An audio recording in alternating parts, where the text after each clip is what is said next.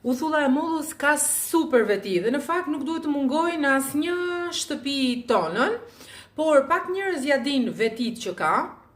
Uthulla e mollës në kohën e Hipokratit, që mbahet si babai i mjekësisë, është përdorur si një nga, të themi, ilaç, po quaj mjekues të shumë lloje sëmundjeve.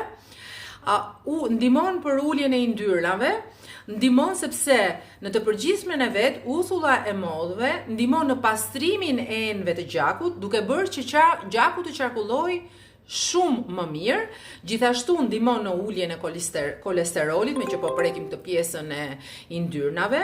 Në kohërat e luftave kanë përdorur si antiseptik, pra hidhnin, të themi, pastronin plagët, duke qenë si një nga që kanë qenë të pakta mjetet që mund të përdornin uthullën dhe përdornin si antiseptik. Ju tregoj edhe një sekret, unë e përdor edhe për të pastruar nganjëherë pipinë e qenusve. Nuk ka, do me thënë, ka një erë të fortë në momentin e parë, por pastaj ajo avullon dhe zhduk gjitha mikrobet që janë aty.